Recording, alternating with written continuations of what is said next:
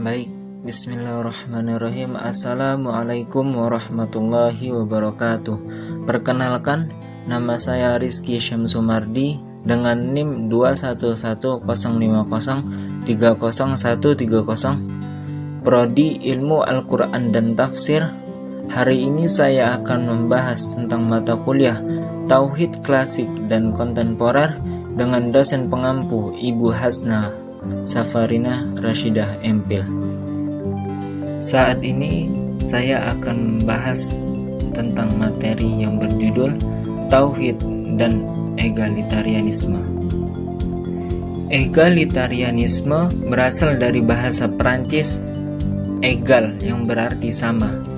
Dalam pengertian doktrin, egalitas mempertahankan bahwa pada hakikatnya semua manusia adalah dalam status yang sama dalam nilai maupun moral secara fundamental.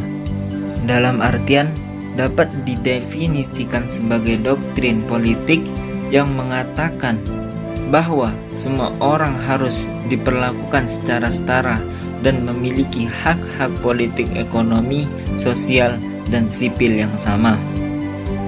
Dan adapun prinsip yang harus dipegang oleh faham egalitarianisme yang dipopulerkan oleh David Cooper. Di antaranya ialah yang pertama, prinsip kegunaan. Prinsip kegunaan ini merupakan atau manfaat sebagai tolak ukur untuk menilai dan mengambil keputusan. Yang kedua, prinsip akal murni. Prinsip ini menekankan bahwa suatu tindakan hanya dilakukan berdasarkan pertimbangan yang rasional. Yang ketiga, prinsip keadilan.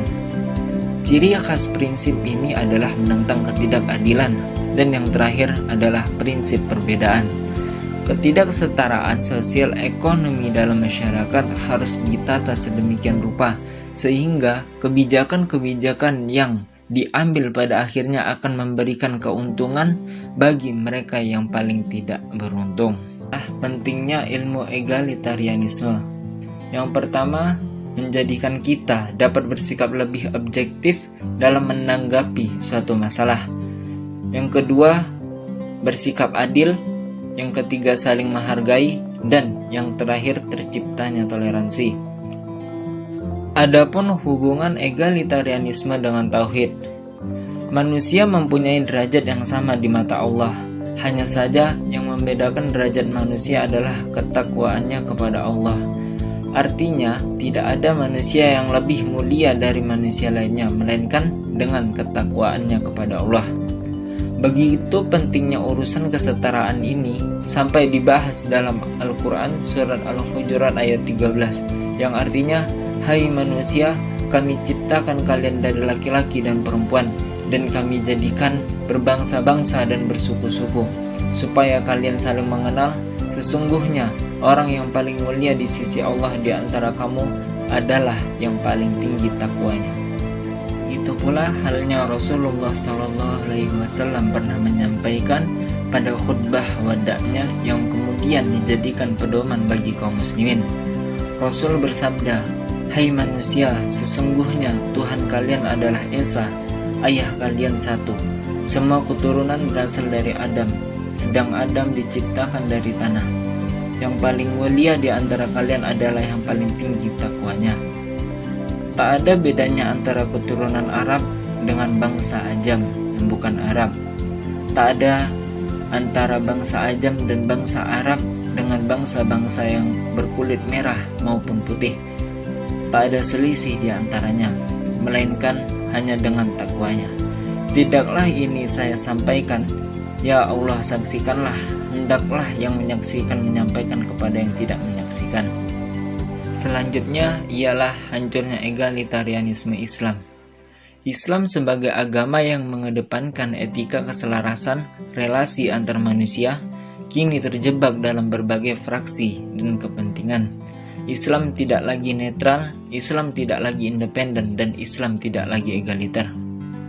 Arus besar politik yang penuh perang kepentingan sesaat, kekuasaan yang melenakan, membuat agama inferior di hadapan institusi politik.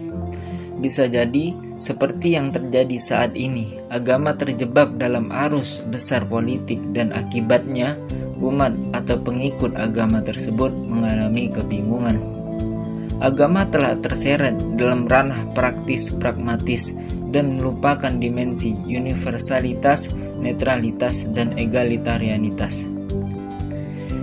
Dimensi ini meletakkan agama berada pada titik dilematis antara visi dakwah yang dianjurkan melalui berbagai medium, mungkin termasuk politik, dan kerentanan agama menerima godaan politis yang sangat menggiurkan.